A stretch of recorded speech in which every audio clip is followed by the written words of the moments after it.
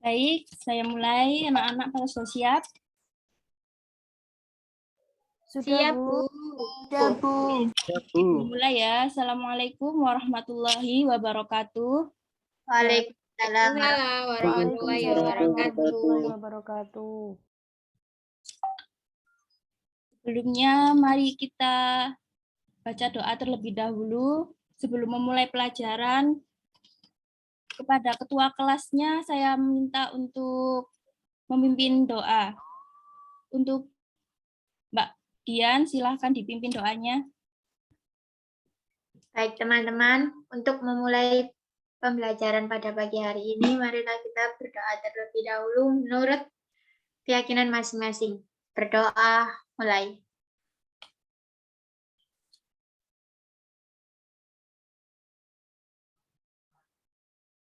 Berdoa selesai. Terima kasih Mbak Dian. Sama-sama, Bu. Sebelumnya, bagaimana kabar kalian hari ini anak-anak? Alhamdulillah baik, Bu. Sehat, Bu. Iya, alhamdulillah. Tetap semangat ya, karena pada hari ini kita akan belajar tentang sesuatu yang menarik, yaitu penyajian data dalam bentuk tabel dan diagram. Sebelumnya Ibu akan menjelaskan kadar dan tujuan pembelajarannya. Kompetensi dasarnya yaitu menganalisis hubungan antara data dengan cara penyajian tabel diagram, diagram garis, diagram batang, dan diagram lingkaran, menyajikan dan menafsirkan data dalam bentuk tabel, diagram garis, diagram batang, dan diagram lingkaran. Kemudian tujuan pembelajarannya memahami dan menjelaskan tentang pengertian data, memahami dan menjelaskan tentang menyajikan data dalam bentuk tabel, memahami tentang mengolah dan menyajikan data dalam bentuk diagram batang, diagram garis, dan diagram lingkaran. Apa yang kita pelajari hari ini yaitu tentang penyajian data. Di sini ada dua, yaitu tabel dan diagram, di mana tabel di sini ada tabel baris dan kolom, tabel kontingensi, dan tabel distribusi frekuensi. Kemudian diagram di sini ada diagram batang, diagram garis, dan diagram lingkaran. Nah, sebelumnya Ibu minta kalian mengeluarkan tempat pensil kalian, karena di sini kita akan mencoba mengelompokkan tentang jenis-jenis alat tulis yang kalian miliki pada tempat pensil kalian. Apakah Bu, mohon maaf, Bu. Ini slide-nya masih di slide pertama atau sudah pindah ya, Bu? Ada di slide yang bagan itu, penyajian data. Belum, Bu. Di saya masih cover. Apakah di teman-teman juga sama? Ya, sama. Ya, sama. Sama.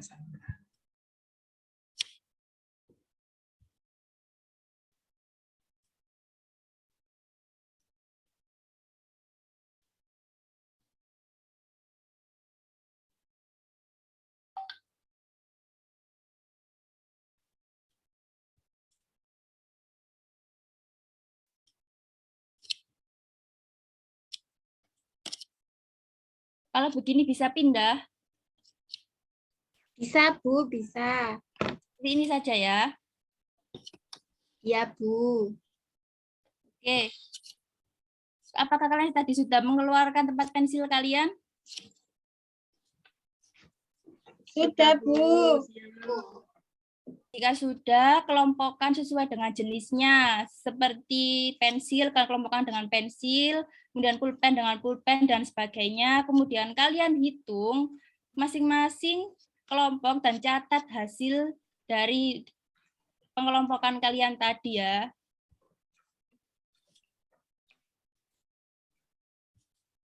Oke, sudah semuanya.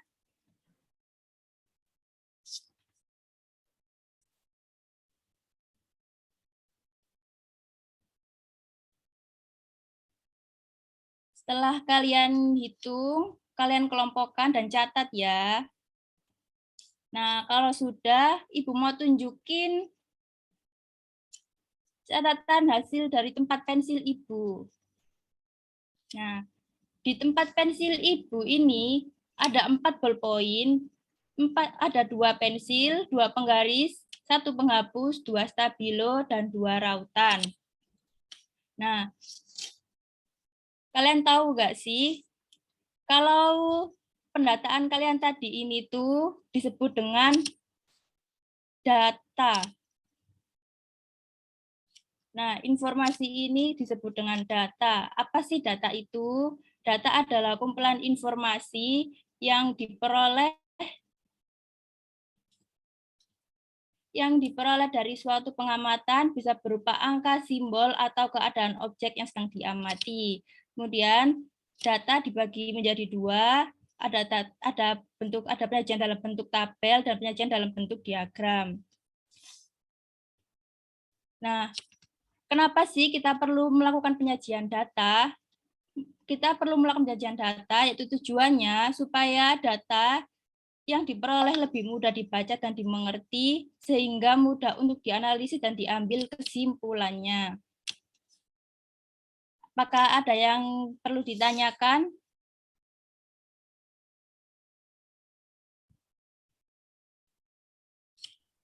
Belum ada, Bu. Sudah paham ya, alhamdulillah. Ibu lanjut.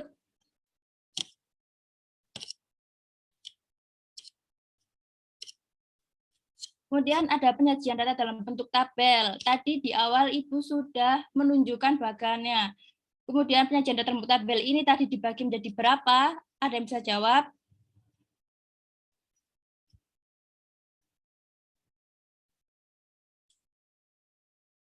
Penyajian data dalam bentuk tabel tadi dibagi menjadi berapa?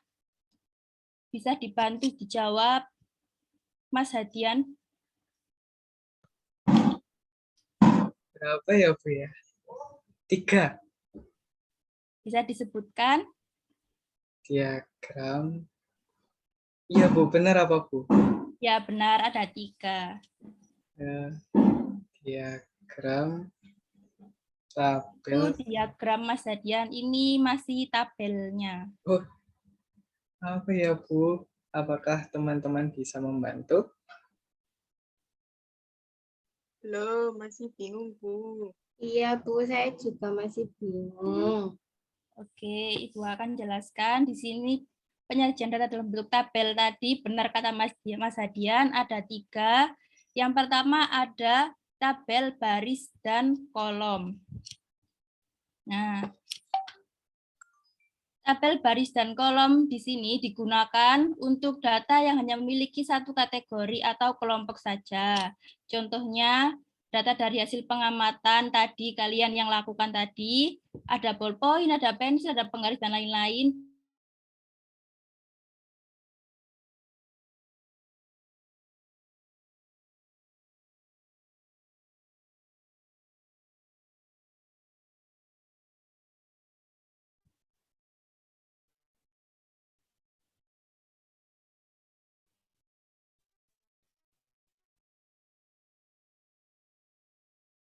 Halo anak-anak. Mohon maaf, Bu, suaranya putus-putus, Bu. Halo, apa?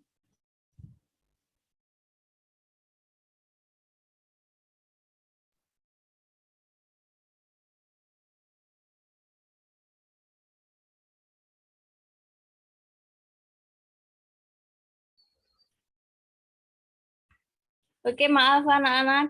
Tadi sempat terputus karena jaringannya Ibu di sini jelek. Bisa Ibu lanjut ya. Iya, Bu, tidak apa-apa. Nah, tadi penjelasan Ibu yang tabel baris dan kolom ini apakah bisa dipahami?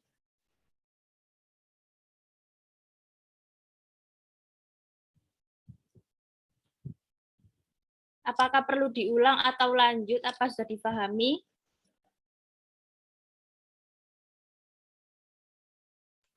Sudah paham, Bu.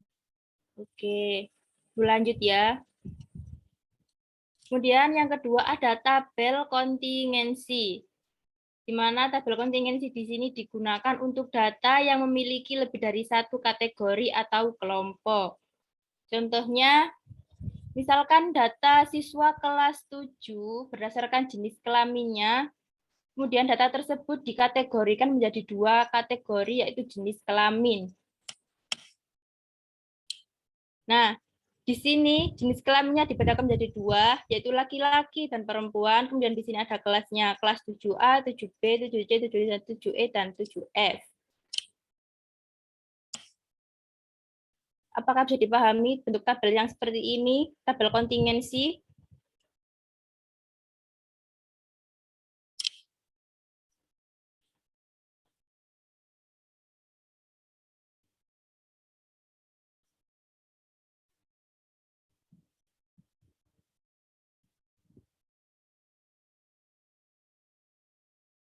Bagaimana anak-anak? Pembedanya itu yang tadi 1 sekarang 2 nggih, Bu nggih. Oh iya, yang tadi itu kan, bentar. Yang tadi itu ada 1 jenis, 1 kategori. Nah, yang kedua ini tabel kontingensi ini ada 2 jenis. Misalnya itu jenis kelamin kan ada 2 jenis ya. Ada jenis kelamin laki-laki dan perempuan. Nah, di situ dibedakan menjadi 2 kelompok atau 2 kategori seperti itu. Nggih, Bu, paham. Alhamdulillah, terima kasih. Oke, itu lanjut ya. Nggih. Dan yang ketiga ada tabel distribusi frekuensi, di mana tabel ini digunakan untuk data yang dikelompokkan dalam suatu interval atau selang nilai, di mana setiap interval nilai memiliki frekuensi atau banyak data. Biasanya jika data yang diperoleh cukup banyak, maka bisa menyajikan dalam tabel ini agar bentuknya jadi lebih sederhana. Misalkan ini, di sini nilai kan intervalnya antara 51 sampai 60. Nah, frekuensinya itu ada 2. Kemungkinan siswa itu bisa mendapatkan nilai antara 52 atau bisa mendapat nilai 55. Nah, itu kita kelompokkan, kita intervalkan jadi rentang antara 51 sampai dengan 60. Begitupun sampai dengan seterusnya. Apakah bisa dipahami anak-anak? Paham, Bu. Hah? Gimana? Paham. Alhamdulillah. Kemudian selanjutnya di sini ada penyajian data dalam bentuk diagram. Tadi ada berapa bentuk diagram?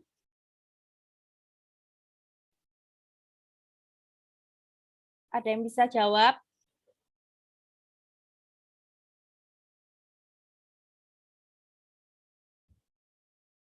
Tidak bisa.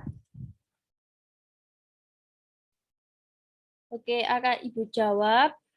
Di mana penyajian data dalam bentuk diagram ini tadi, kata Mas Jan yang sebutkan awal tadi, kan ada bentuk diagram batang. Ternyata ya materi itu masuk dalam materi sini ya Mas ya. Yang tadi kan tabel, yang sekarang diagram.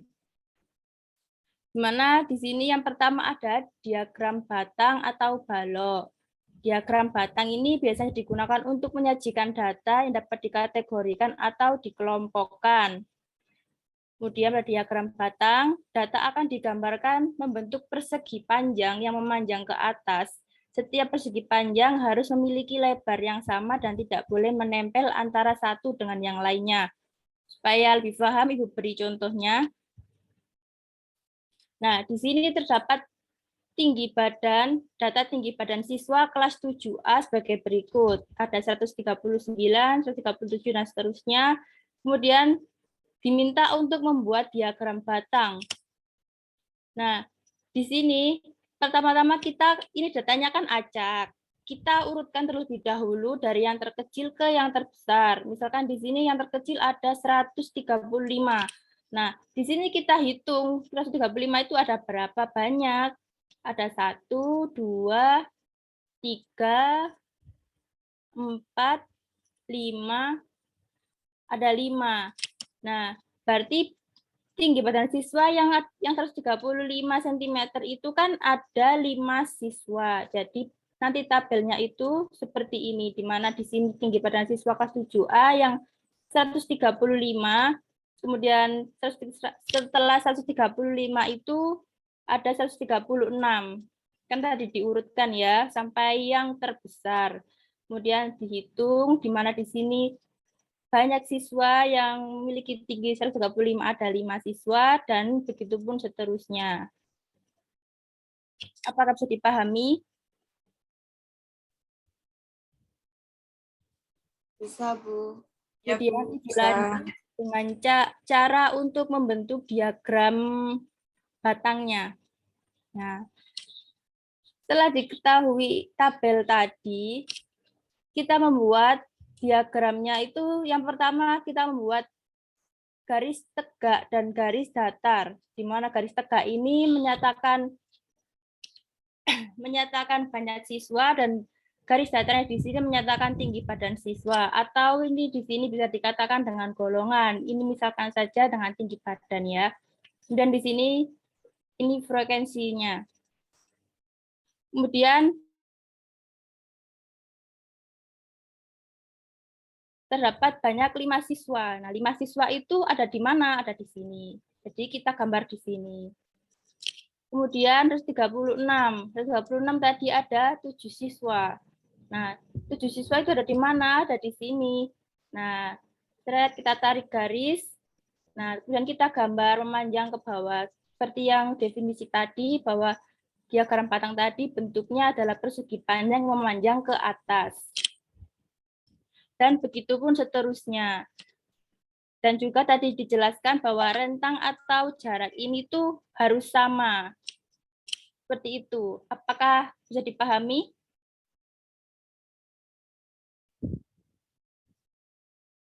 bisa. Bisa, Bu. Alhamdulillah, ternyata pintar-pintar ya. Oke, yang selanjutnya ada diagram garis. Diagram garis digunakan untuk menyajikan data yang berkelanjutan atau kontinu. Contohnya seperti jumlah penduduk setiap tahun, jumlah produksi barang, dan lain-lainnya. Langsung ke contoh yang tadi, di mana tinggi badan siswa ini kita bentuk tabel garisnya. Caranya sama seperti hampir sama seperti yang diagram batang tadi, di mana pada tinggi 135 memiliki banyak siswa di sini, frekuensinya ada 5, kita tarik garis di sini. Nah, kita buat titik di sini untuk menggambarkan di mana titik untuk nanti kita tarik garis menjadi bentuk diagram garisnya. Nah, di sini ada 136, banyak siswanya ada 7 itu di sini, kita tarik garis, nah kita kasih titik di sini. Dan begitu pun selanjutnya sampai 139, kita beri titik pada sesuai dengan banyak siswanya di sini. Kemudian setelah itu kita tarik garis dari titik pertama, kemudian ke titik kedua, dari yang titik 136 ke 37, dan sampai ke 139. Hampir sama seperti tadi, jadi kalian mungkin akan lebih paham lagi. Nanti Ibu akan beri contoh soal pada akhir materi. Sampai sini apa ada yang dipertanyakan?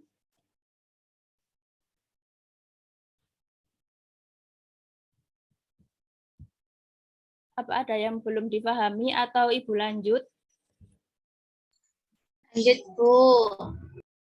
Oke.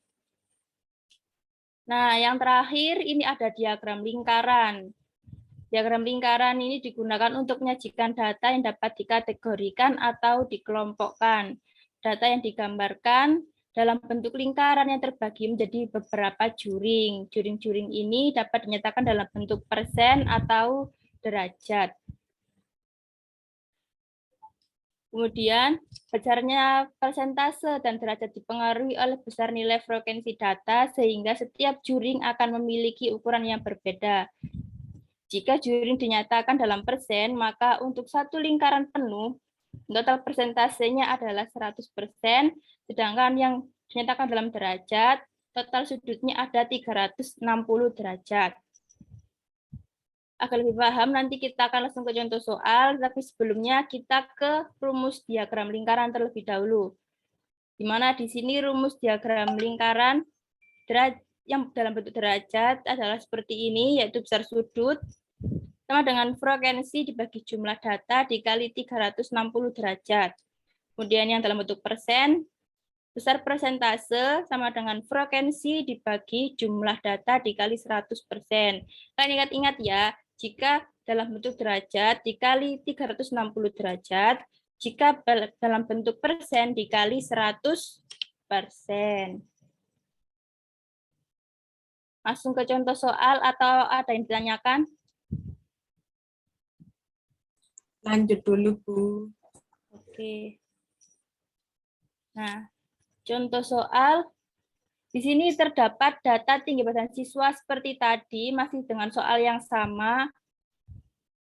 Kemudian diketahui ini tabel penyelesaiannya seperti ini. Nah, ada yang bisa nggak coba menghitung untuk mencari derajat tabel untuk derajat lingkarannya nanti. Dimulai dari tinggi yang 135, nanti itu frekuensi ini 5 dibagi dengan totalnya, yaitu 35, kemudian dikali 360 derajat. Apa ada yang sudah bisa menghitungnya?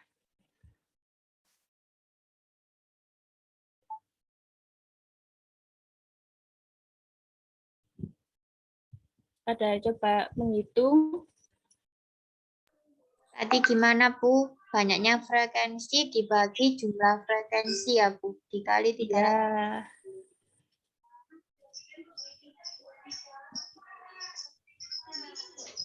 Bisa, Bu, tapi itu kayaknya banyak ya, Bu ya. Oke. Ini Ibu sudah menghitungnya. Jadi langsung saja besar sudutnya tadi kan yang tingginya 135 dulu ya, yang tadi yang terkecil. Frekuensinya tadi kan ada 5. Total datanya tadi itu ada 35 ya. Kemudian dikali dengan 360 derajat. Kenapa 360 derajat? Ada bisa jawab. Kenapa dikali dengan 360 derajat?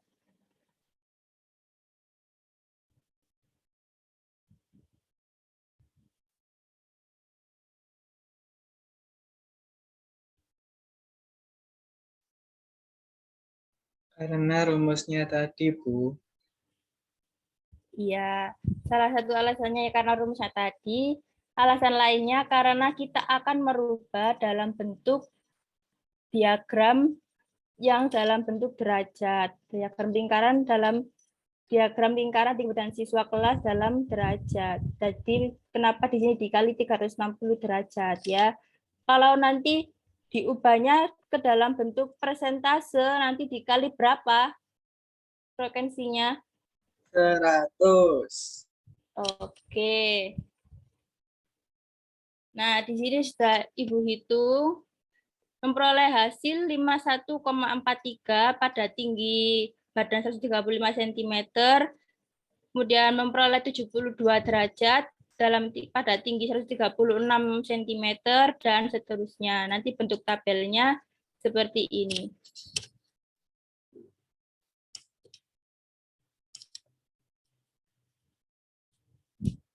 Oke, selanjutnya ini ada contoh mengubah dalam bentuk persen.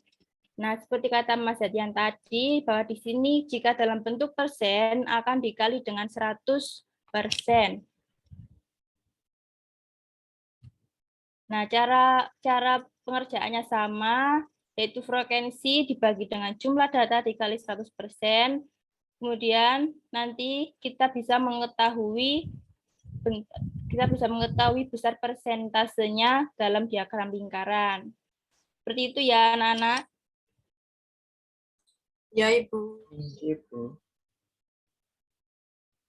Apakah ini materi terakhir, habis ini ada contoh soal, kalian akan harus mencoba menjawabnya ya, harus bisa, karena tadi ini merupakan materi yang mudah, jadi Ibu harap kalian bisa menjawabnya. Apakah ada ditanyakan sebelum lanjut ke contoh soal?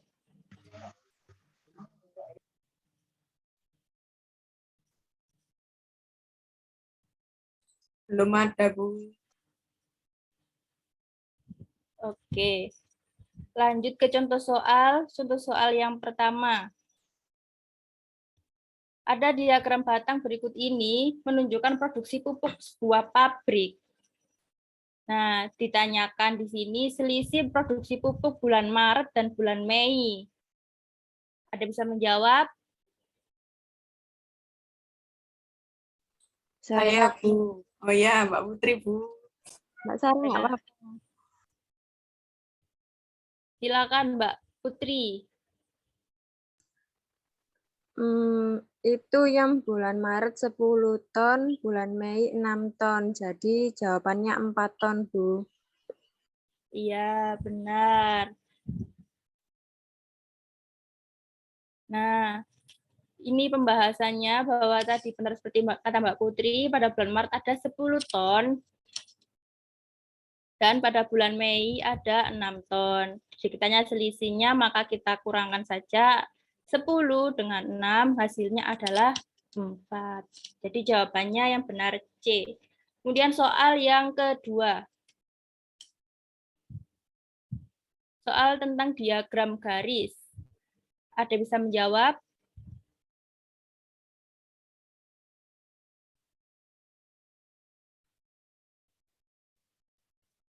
Izin menjawab, Bu. Iya, silahkan Mbak Dian. Kenaikan produksi ikan terbesar terjadi itu di tahun 2001 sampai 2004 ya, Bu ya. Kenapa bisa di tahun itu? Bisa dijelaskan? Itu yang dari tahun 2001 ke 2002 itu naik, Bu. Iya, terus? Kemudian di tahun 2003 itu mengalami kenaikan lagi ke tahun 2004. Tapi untuk besarnya itu lebih besar yang tahun 2001 ke 2002. Gitu ya, Bu ya. Iya, benar. Kalau boleh tahu berapa besarnya? Yang tahun 2001 ke 2002 itu besarnya 10 ya, Bu ya. Dari 25 ke 35 ton. Berarti 10 ton kenaikannya. Apakah seperti itu, Bu? Tahun berapa tadi Mbak Dian? 2001 ke 2002. Coba dihitung lagi. 2001 ada berapa di situ? 25. Oke, terus? Yang 2002-nya ada? 35. Maaf ya, itu diagramnya kurang tepat. Diagram yang 2002 itu terdapat di titik 37. Oh, 37 ya, Bu. Oke. Jadi gimana tadi hasilnya jika 37? Berarti ada 12 ton ya, Bu ya. Iya, benar. Kemudian yang tadi 2003 ke 2004. 2003 ke 2004 itu mengalami kenaikan 10 ton, Bu. Iya. Jadi lebih besar yang 2001 ke 2002. Ya. Terima kasih Mbak Dian atas jawabannya. Kemudian lanjut ke contoh soal yang terakhir. Nah, di sini ada diagram lingkaran, di mana diagram ini menunjukkan bidang studi yang disukai oleh 72 siswa. Ditanyakan banyak siswa yang menyukai matematika. Ada yang bisa bantu jawab? Silakan dihitung terlebih dahulu, Ibu kasih waktu.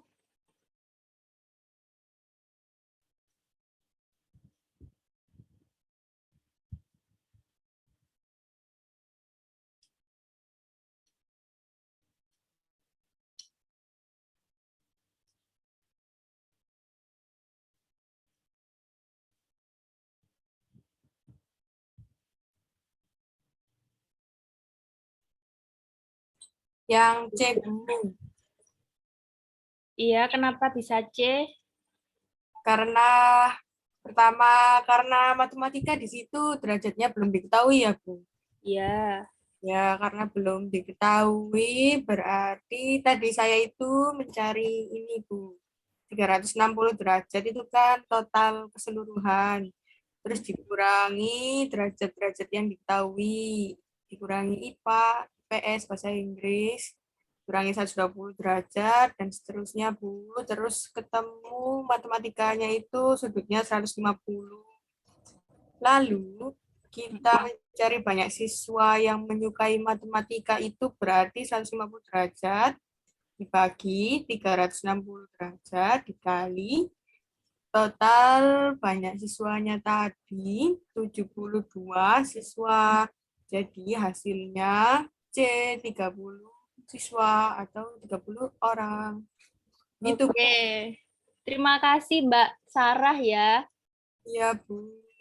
Terima kasih Mbak Sarah atas jawabannya, benar sekali. Jawabannya C 30 orang. Nah, berikut pembahasannya untuk teman-teman yang mungkin kurang jelas dengan penjelasan Mbak Sarah karena tidak tertulis. Jadi diketahui banyak siswanya ada 72 orang. Kemudian sudut matematika kan total diagram lingkaran itu sudutnya ada 360 derajat. Kemudian dikurangi dikurangi IPS, dikurangi IPA, dan dikurangi bahasa Inggris. Ini sudut-sudutnya totalnya ada 210. Jadi 360 dikurangi 210 derajat, ada 150 derajat. Kemudian banyak siswa yang menyukai matematika.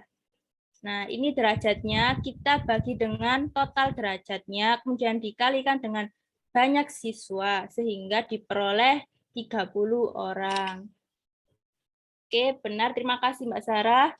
Kemudian rangkuman materi pada hari ini adalah data adalah kumpulan informasi yang diperoleh dari suatu pengamatan bisa berupa angka, simbol, atau keadaan objek yang sedang diamati. Kemudian terdapat 3 penyajian data dalam bentuk tabel, yaitu tabel baris dan kolom, tabel kontingensi, dan tabel distribusi frekuensi. Dan terdapat 3 jenis penyajian data dalam bentuk diagram. Ada diagram batang, balok, ada diagram batang atau balok, garis, dan diagram lingkaran. Oke, terima kasih anak-anak atas partisipasinya. Setelah ini kita pindah ke grup WA. Di sana nanti Ibu akan membagikan menjadi beberapa kelompok. Nanti akan Ibu bagikan penugasan kalian, LKPD-nya akan Ibu share di grup bersama dengan pembagian kelompoknya ya. Iya, Bu. Bagaimana sampai sini, apakah ada yang masih belum jelas atau masih ingin ditanyakan atau mengenai penugasannya? Insya Allah sudah jelas, Bu. Alhamdulillah kalau sudah jelas. Terima kasih atas partisipasi kalian hari ini. Ibu sangat senang karena kalian mudah memahami materi, kemudian tadi juga berpartisipasi aktif ikut menjawab pertanyaan dari Ibu. Kurang lebihnya Ibu mohon maaf. Wassalamualaikum warahmatullahi wabarakatuh. Waalaikumsalam warahmatullahi wabarakatuh. Terima kasih, Bu. Terima kasih, Bu. Ya, sama-sama.